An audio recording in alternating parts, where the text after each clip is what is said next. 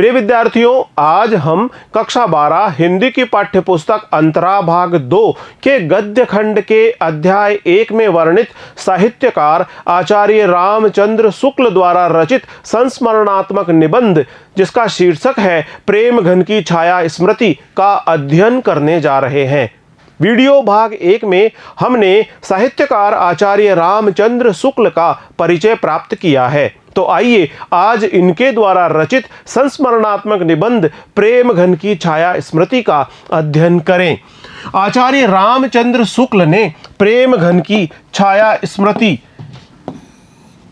संस्मरणात्मक निबंध की रचना की है। रामचंद्र शुक्ल का परिचय बद्री नारायण चौधरी प्रेम घन से मिर्जापुर में उनके बचपन में ही हो गया था। आचार्य रामचंद्र शुक्ल के बचपन में ही उनका परिचय बद्री नारायण चौधरी प्रेम घन से हो गया था।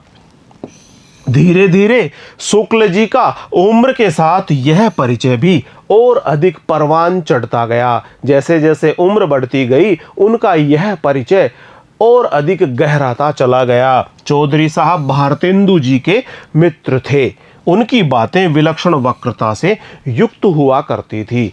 उनकी बातों में एक विशेष प्रकार की भाव भंगिमा हुआ करती थी और उस भाव भंगिमा द्वारा कहे जाने वाले उन वचनों में एक विशेष ही प्रकार का लालित्य और आकर्षण पाया जाता था। वह पुराने रईस थे, उनके बाल लंबे थे और कंधों तक लटकते रहते थे। इस प्रकार एक पुराने रईस के लटकते हुए बालों को, उनके कंधों पर झूलते हुए बालों को देखना बहुत ही सुहावना, बहुत ही मनभावन लगता था। वह पुराने रईस थे, उनके बाल लंबे थे और उनके कंधों तक लटके रहते थे। होली पर उनके यहाँ खूब नाच रंग हुआ करता था। वह नागरी को भाषा मानते थे। वह मिर्जापुर को मीरजापुर लिखते थे। इसका अर्थ था मीर से आशय है समुद्र, जा से आशय है पुत्री और पुर से आशय है नगर, अर्थात लक्ष्मी नगर, समुद्र की पुत्री का नगर यानी लक्ष्मी का नगर। तो आइए पढ़ते हैं प्रेम घन की छाया स्मृति। मेरे पिताजी फारसी के अच्छे ज्ञाता और पुरानी हिंदी कविता के बड़े प्रेमी थे।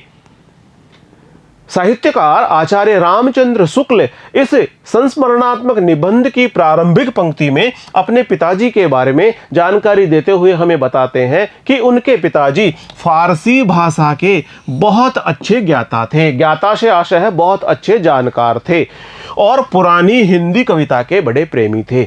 उनके पिताजी को पुरानी हिंदी कविता पढ़ने का बहुत शौक था। बहुत चाव से वे पुरानी हिंदी कविता को पढ़ा करते थे, अर्थात वे पुरानी हिंदी कविता के बड़े प्रेमी थे।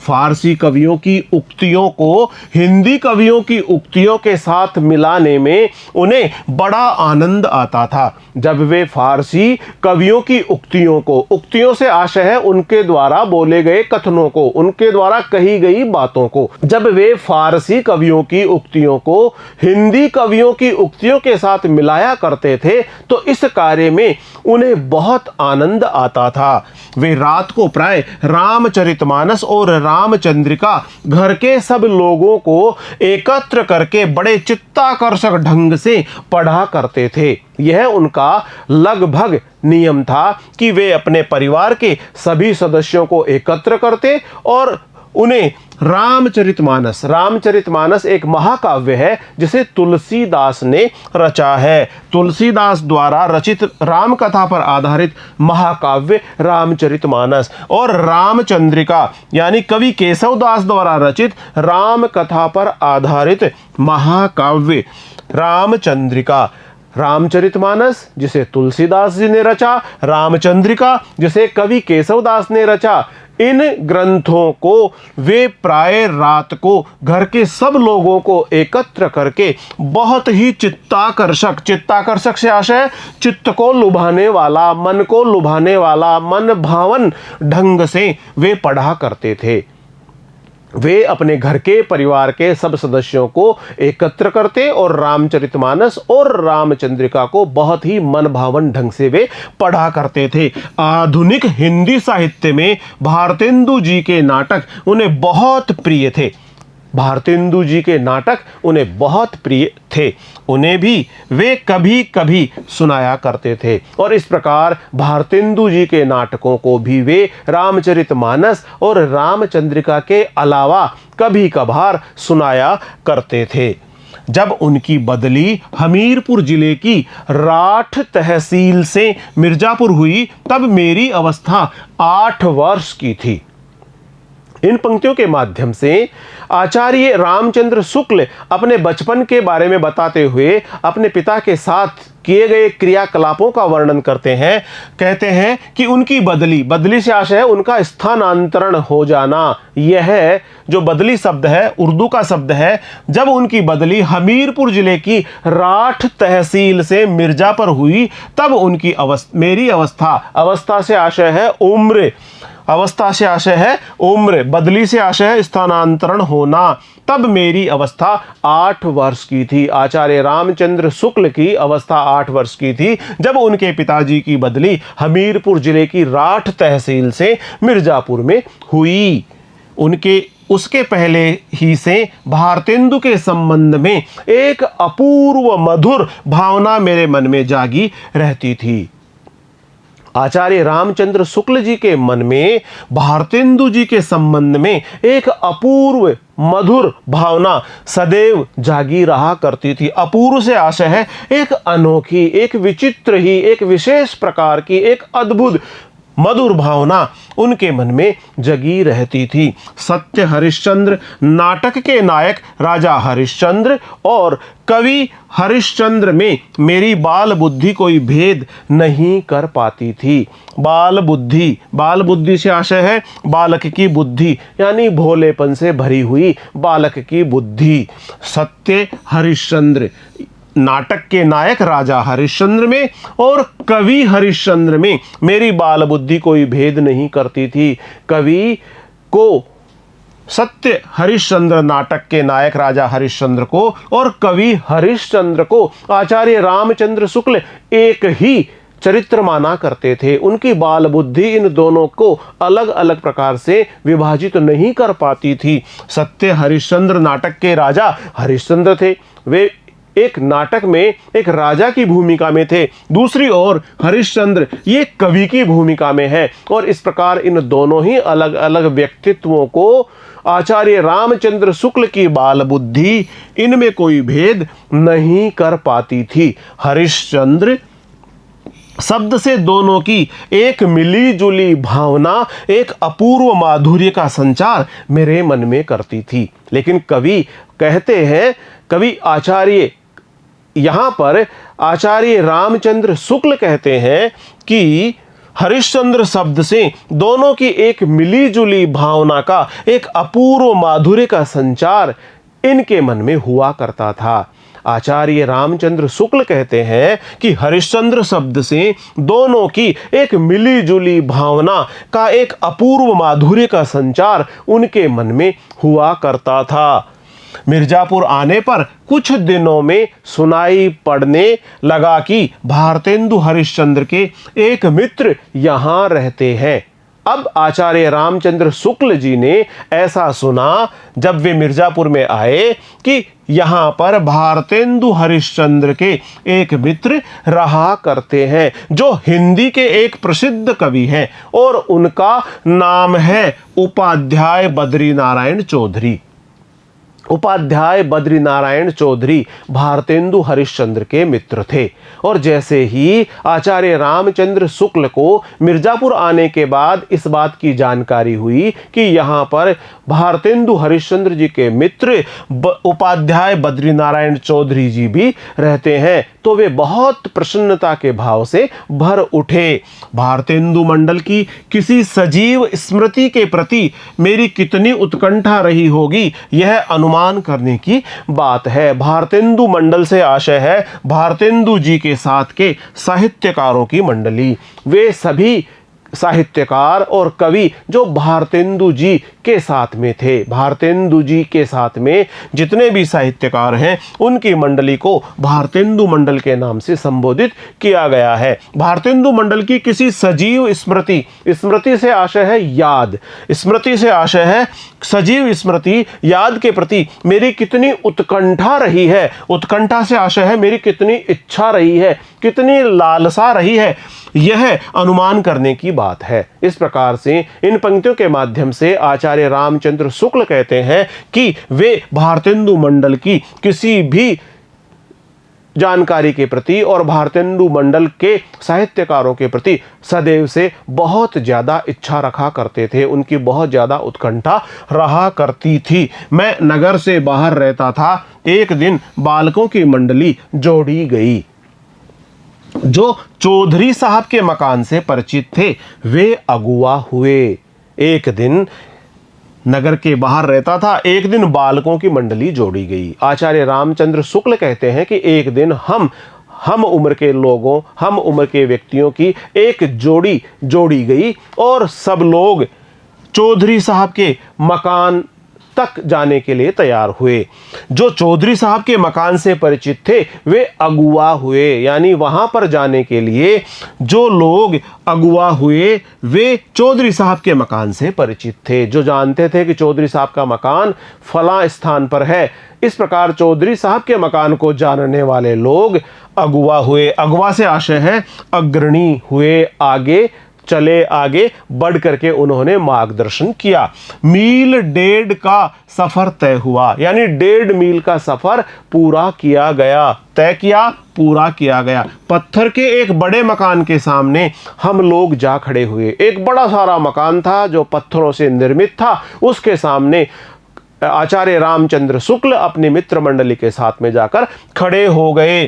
नीचे का बरामदा खाली था, ऊपर का बरामदा सघन लताओं के जाल से आवृत था।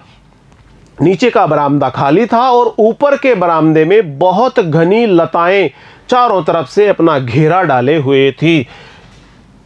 सघन, सघन से आशय है घनी, लताओं के जाल से आवृत था। आवृत से आशय है घिरा हुआ होना, लताओं के जाल से घिरा हुआ होना। बीच बीच में खंबे और खुली जगह दिखाई पड़ती थी और उन बरामदों के बीच में खंबे दिखाई पड़ते थे और खुली जगह भी दिखाई पड़ती थी। उसी ओर देखने के लिए मुझसे कहा गया कि उस बरामदे में देखिए। कोई दिखाई न पड़ा। सड़क पर कई चक्कर लगे। कुछ देर पीछे एक लड़के ने उंगली से ऊपर की ओर इशारा किया। जब हम बहुत देर से प्रतीक्षा करते रहे यह देखने की कि हम जिनको देखने आए हैं, हम जिनसे मिलने आए हैं, उनके दर्शन हमें हो जाए, जब हम प्रतीक्षा कर ही रहे थे तभी एक लड़के ने उंगली से संकेत किया।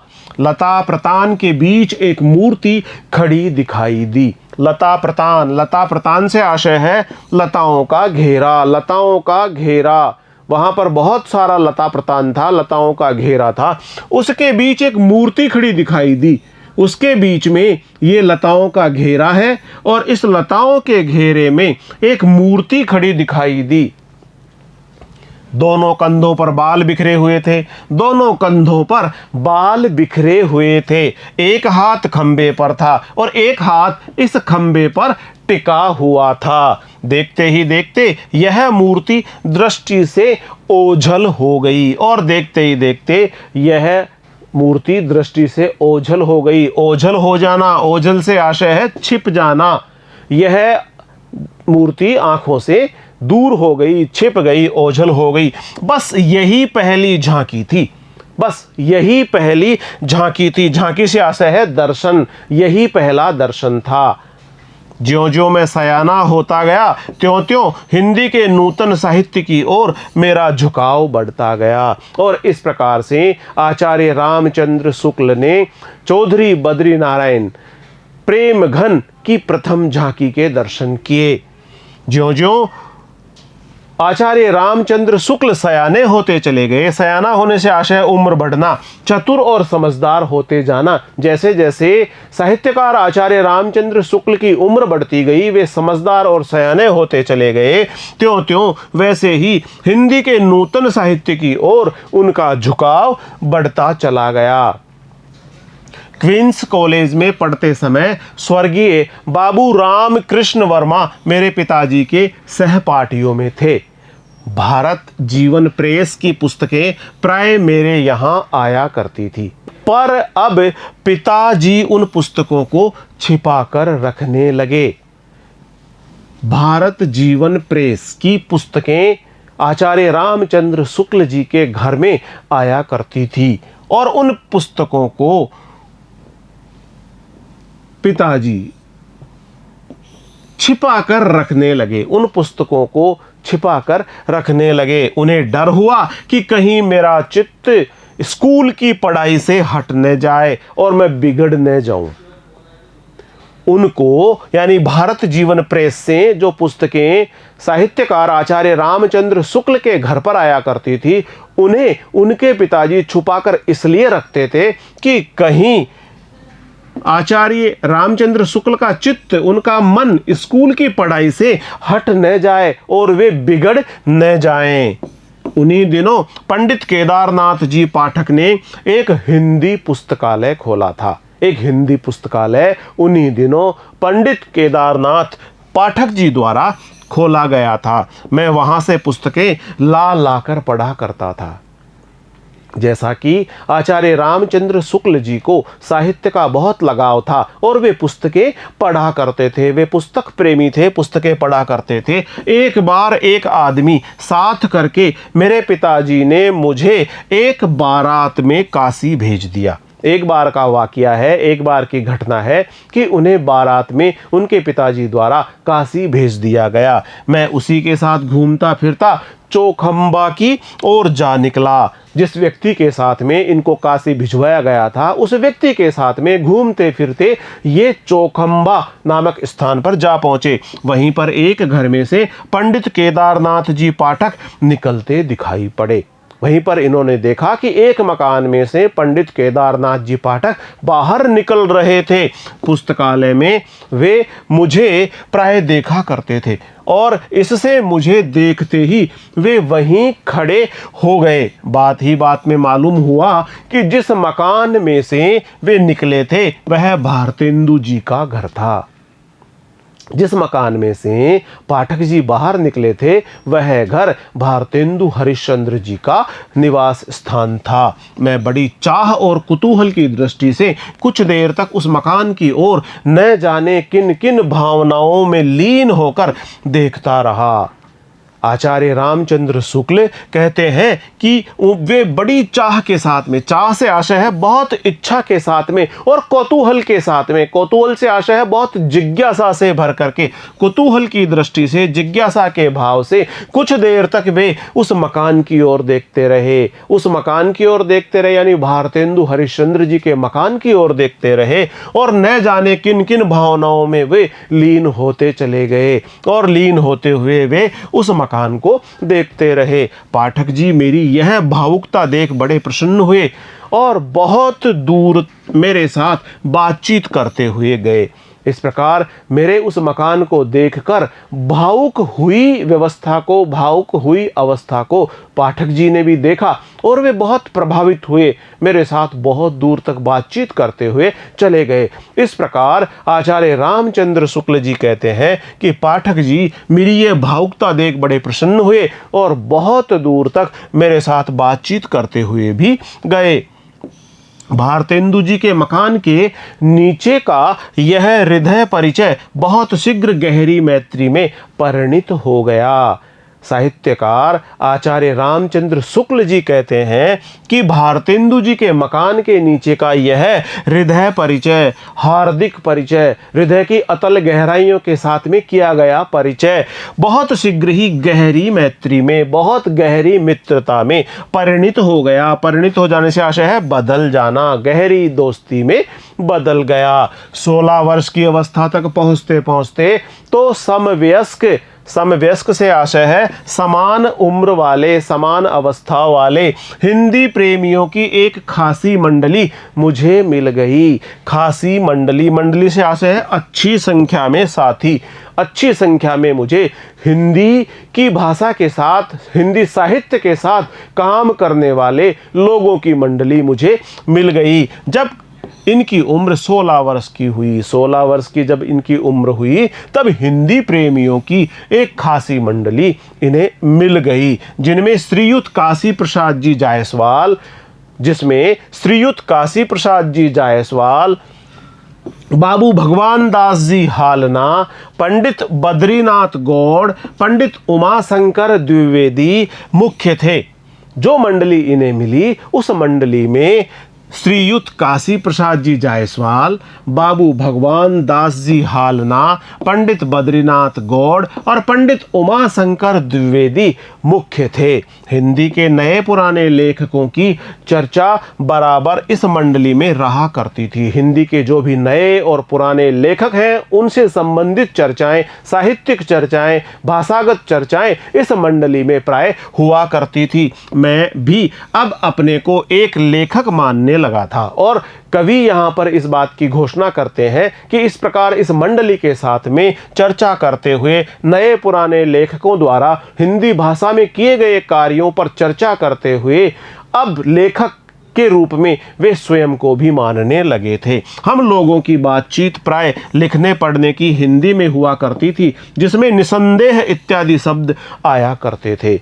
हिंदी में निसंदेह इत्यादि शब्द आया करते थे और इस प्रकार हम लोगों की बातचीत प्राय लिखने पढ़ने की हिंदी में हुआ करती थी। जिस स्थान पर मैं रहता था, वहाँ अधिकतर वकील, मुख्तारों तथा कचहरी के अफसरों और अमलों की बस्ती थी।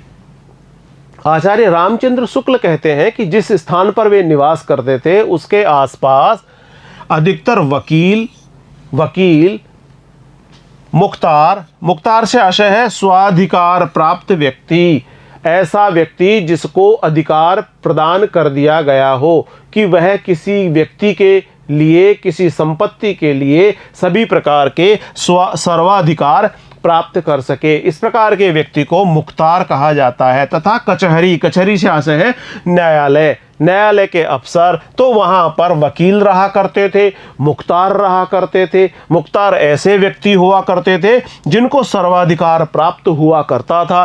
कचहरी के अफसर हुआ करते थे, यानी न्यायालय के अधिकारी हुआ करते थे। और अमलों की बस्ती थी। अमलों से आशय है वहाँ काम करने वाले कर्मचारी और बाबू इत्यादि रहा करते थे। इस प्रकार उस बस्ती में वकील, मुख्तार तथा कचहरी के अफसर और अमलों की वह बस्ती थी। ऐसे लोगों के उर्दू कानों में हम लोगों की बोली कुछ अनोखी लगती थी। यहाँ पर उर्दू कानों से आशय है कि ये सभी लोग उर्दू भाषा में ही बातचीत किया करते थे। इनके कान प्राय उर्दू भाषा को सुनने के ही अभ्यस्त थे, हिंदी भाषा ये प्राय कम सुना करते थे। इस प्रकार इनको, ऐसे लोगों को उर्दू कानों में हम लोगों की बोली से आशय है हिंदी भाषा कुछ अनोखी लगती थी। इसी से उन्होंने हम लोगों का नाम निसंदेह लोग रख छोड़ा था।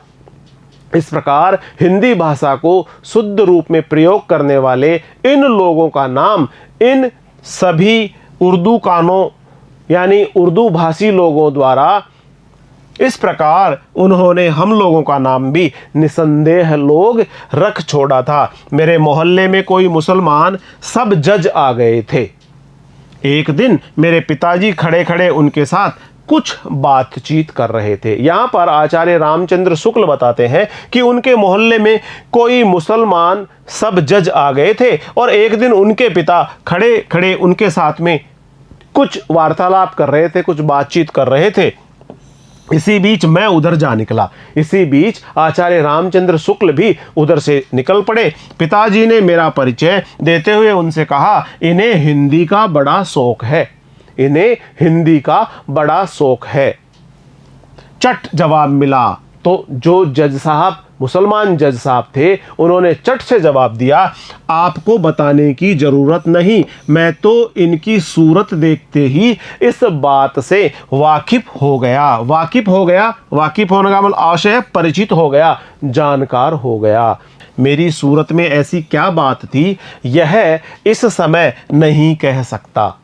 आचार्य रामचंद्र शुक्ल कहते हैं कि उनकी सूरत में ऐसी क्या खास बात थी जिसको देखकर सब जज महोदय ने ऐसा कह दिया कि इनकी सूरत देखकर कि ऐसा लगता है कि इन्हें हिंदी भाषा का बड़ा शौक है। आज से 30 वर्ष पहले की बात है। चौधरी साहब से तो अब अच्छी तरह परिचय हो गया था। अब उनके यहाँ मेरा जाना एक लेखक की हैसियत से होता था। 30 वर्ष पहले की बात बता रहे हैं आचार्य रामचंद्र शुक्ल, और वे कहते हैं कि 30 वर्ष पहले की बात है, चौधरी साहब से तो अब अच्छी तरह से परिचय हो गया था। अब उनके यहाँ मेरा जाना एक लेखक की हैसियत से होता था। हम लोग उन्हें एक पुरानी चीज़ समझा करते थे। पुरानी चीज़ समझने से आशय है पुरातत्व की वस्तु, पुरानी बहुमूल्य वस्तु। इस पुरातत्व की दृष्टि में प्रेम और कुतूहल का एक अद्भुत मिश्रण रहा करता था। उन्हें हम एक पुरानी चीज समझा करते थे जिनके पास जीवन का बहुत सारा अनुभव था, ऐसा अनुभव जो प्राय जीवन में बहुत कार्य करने के पश्चात ही एकत्र होता है। हम उन्हें पुरातत्व की दृष्टि से देखा करते थे और प्राचीन और पुरातत्व की वस्तुएं बहुत मूल्यवान भी होती है। इस पुरातत्व की दृष्टि में प्रेम और कौतूहल का एक अद्भुत मिश्रण रहता था। प्रेम का भाव, अनुराग का भाव और साथ ही साथ एक कौतूहल का भाव भी रहा करता था। कौतूहल से आशय है एक जिज्ञासा का भाव भी रहा करता था। पुरातत्व से आशय है जिसका संबंध पुरानी वस्तुओं से हो, उस विषय को या उस वस्तु को पुरातत्व कहा जाता है। हम लोग उन्हें एक पुरानी चीज समझा करते थे। इस पुरातत्व की दृष्टि में प्रेम और कौतूहल का यानी जिज्ञासा का एक अद्भुत मिश्रण रहता था। यहाँ पर यह कह देना आवश्यक है कि चौधरी साहब एक खासे हिंदुस्तानी रईस थे। वे चौधरी साहब का परिचय कराते हुए हमें बता रहे हैं कि चौधरी साहब एक अच्छे खासे रईस थे। रईस से आशय है धन संपन्न व्यक्ति, अमीर व्यक्ति। बसंत पंचमी, होली इत्यादि अवसरों पर उनके यहाँ खूब नाच, रंग और उत्सव हुआ करते थे। जब भी बसंत पंचमी का उत्सव आया करता अथवा होली का उत्सव आया करता, रंगों के त्यौहार होली के अवसर पर उनके यहाँ पर खूब नाच रंग होता। खूब गुलाल इत्यादि, फूल इत्यादि के माध्यम से वे नाच रंग करते हुए अपने हृदय का उल्लास व्यक्त किया करते थे। उनकी हर एक अदा से रियासत और तबीयतदारी टपकती थी। अदा उनकी हर एक भाव से, उनकी हर एक भाव से रियासत, रियासत से है रईसपना, और रियासत और तबीयतदारी, तबीयतदारी से आशय है ऊंची भावना, रईसी की भावना झलकती थी। कंधों तक बाल लटक रहे हैं, आप इधर से उधर टहल रहे हैं। एक छोटा सा लड़का पान की तस्तरी लिए पीछे पीछे लगा हुआ है। जिस प्रकार की मूर्ति आचार्य रामचंद्र शुक्ल ने बरामदे में देखी थी, उस मूर्ति का यहाँ पर जीवंत वर्णन किया जा रहा है। एक बाल, कंधों तक बाल लटक रहे हैं, उनके कंधों तक बाल लटक रहे हैं, आप इधर से उधर टहल रहे हैं, और एक छोटा सा लड़का एक तस्तरी में पान पीछे लगा हुआ है, पान की तस्तरी लेकर के उनके पीछे लगा हुआ है। बात की कांट छांट का क्या कहना है। जो बातें उनके मुंह से निकलती थी उनमें एक विलक्षण वक्रता रहती थी। उनके मुंह से जो बातें निकला करती थी उनमें एक विलक्षण वक्रता रहा करती थी। जब वे बोलते थे तो उनके चेहरे की भाव भंगिमा एक विशेष ही प्रकार की हुआ करती थी जो बहुत आकर्षक लगती थी। उनकी बातचीत का ढंग उनके लेखों के ढंग से एकदम निराला होता था। उनके लेखों का जो ढंग था उससे बिल्कुल निराले रूप में उनकी बातचीत करने की अदा होती थी, बातचीत करने का ढंग होता था। नौकरों तक के साथ उनका संवाद सुनने लायक होता था। संवाद से आशय है बातचीत। जो बातचीत नौकरों के साथ वे करते थे वह संवाद भी सुनने लायक होता था। अगर किसी नौकर के हाथ से कभी कोई गिलास वगैरह गिरा तो उनके मुंह से यही निकला कि कारे बचाते नहीं। तो उनके मुंह से निकला कारे बचाते नहीं। उनके प्रश्नों के पहले क्यों साहब अक्सर लगा रहता था। वो अगर किसी उनके नौकर के हाथ से गिलास, प्लेट अथवा अन्य कोई वस्तु नीचे गिर पड़ती तो वे उससे कह उठते क्या रे बचाते नहीं। क्यों रे बचा तो नहीं। जो गिराया था, जिस वस्तु को गिराया था, जो सामान गिरा था वह बचा तो नहीं, टूट तो गया न। इस प्रकार से वे अपने नौकरों के साथ भी संवाद किया करते थे। वे लोगों को उनके प्रश्नों के पहले क्यों साहब अक्सर लगा रहता था। जब वे प्रश्न किया करते थे, लोगों से कुछ संवाद के दौरान प्रश्न किया करते थे तो उनके प्रश्नों के पहले क्यों साहब इस प्रकार का भी वे प्रयोग किया करते थे। वे लोगों को प्राय बनाया करते थे। यहाँ बनाया करते थे से आशय वे लोगों को प्राय मूर्ख बनाया करते थे। इससे उनसे मिलने वाले लोग भी उन्हें बनाने की फिक्र में रहा करते थे। इस प्रकार वे लोगों को जब मूर्ख बनाया करते थे तो उनसे मिलने वाले लोग भी कुछ न कुछ इस प्रकार की तरकीब सोच करके उनको बनाने का प्रयास करते थे। उनके ऊपर कुछ इस प्रकार की तरकीब चलाने का प्रयास किया करते थे। मिर्जापुर में पुरानी परिपाटी के एक बहुत ही प्रतिभाशाली कवि रहते थे। पुरानी परिपाटी से आशय है यहाँ पर शैली, परंपरा। पुरानी शैली के, पुरानी परंपरा के एक बहुत ही प्रतिभाशाली से है बहुत ही प्रतिभा संपन्न, बहुत ही बुद्धिमान, प्रखर बुद्धि वाले, बहुत होशियार एक कवि रहते थे जिनका नाम था वामनाचार्य गिरी। बहुत प्रतिभाशाली कवि थे और बहुत ही प्रखर थे और पुरानी परिपाटी के कवि थे। मिर्जापुर के रहने वाले थे, बहुत ही प्रतिभाशाली कवि थे और उनका नाम था वामनाचार्य गिरी। एक दिन वे सड़क पर चौधरी साहब के ऊपर एक कविता जोड़ते चले जा रहे थे। एक दिन का वाकया बताते हुए आचार्य रामचंद्र शुक्ल कहते हैं कि एक दिन वे सड़क पर चौधरी साहब के ऊपर एक कविता जोड़ते हुए चले जा रहे थे। वामनाचार्य गिरी सड़क पर चलते हुए चौधरी साहब के ऊपर एक कविता जोड़ते हुए चले जा रहे थे। अंतिम चरण रह गया था कि चौधरी साहब अपने बरामदे में कंधों पर बाल छिटकाए खंबे के सहारे खड़े दिखाई दिए। चट कवित्त पूरा हो गया। कवित्त से आशय है उस छंद को पूरा कर लिया गया और वामन जी ने नीचे से वह कवित्त ललकारा से आशय है बहुत ऊंचे स्वर में सुनाया। बहुत ऊंचे स्वर में बोलकर गाकर उस कवित्त को वामन जी ने सुनाया, जिसका अंतिम अंश था खंबा टेक खड़ी जैसे नारी मुगलाने की।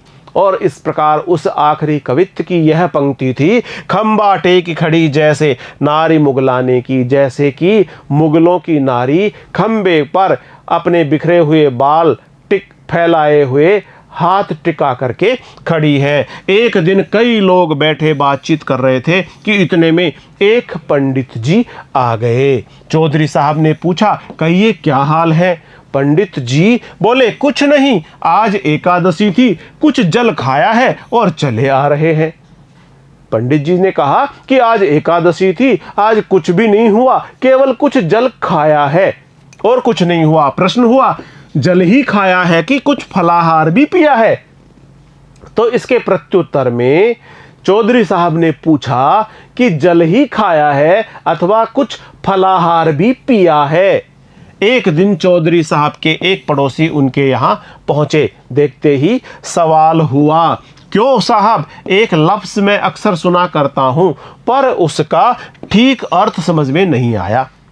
एक दिन चौधरी साहब के एक पड़ोसी उनके यहाँ पर पहुंचे और उनसे ये पूछ डाले कि एक लफ्ज को, एक शब्द को, लफ्ज से आशय शब्द को मैंने अक्सर सुना है लेकिन मैं उसका अर्थ नहीं समझ पाया हूं।